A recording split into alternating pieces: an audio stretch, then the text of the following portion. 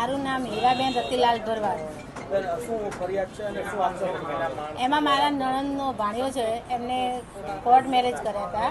પછી સમાજની દ્રષ્ટિએ અમે છોકરી પાછી સોંપી દીધી અને પાછી સોંપી પછી છોકરી એની મરજી પ્રમાણે આવી અને હાઈકોર્ટમાં એ 2 કેસ જીતી ગયા અને એના મેટરમાં મારા મિસ્ટરના કિડનેપ કર્યા. મારા મિસ્ટર દ્વારકા તારીખ 9 તારીખે નીકળ્યા હતા અને 13 તારીખે એમને કિડનેપ કર્યા. પોલીસમાં ફરિયાદ કરેલી અમે પોલીસમાં ફરિયાદ કરી. શું કહે છે? એ કહે છે હા અમે કરીએ છીએ, સર્વર ડાઉન નથી થતું, અમે દોડીએ છીએ.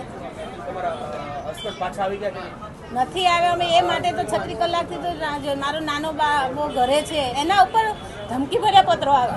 ભરવાડ છે. હરિભાઈ, શું તમારા ભાઈને કિડનેપ કરી ગયા છે શું આપને ફોન આવે છે?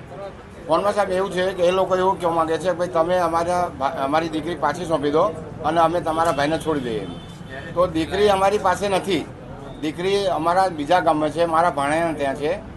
તો આ લોકોએ અમને ખોટી રીતે અપહરણ મારું કર્યું છે.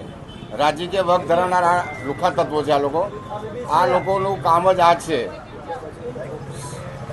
આ લોકો બહુ માથાભારે છે અને આ રાજકીય પીઠ પર ધરાવતા હોવાથી આ લોકો અવારનવાર આવા ગુનાહિત ઇતિહાસ ધરાવનાર વ્યક્તિઓ છે. આ લોકો શું નામ છે લોકોનું? કોણ? એ લોકોનું નામ છે અર્જુન મુખી ગુરખીવાળા અને આ ભાઈ જે છે સંતોષ સોઢા, જે ભાવનગરના વતની છે.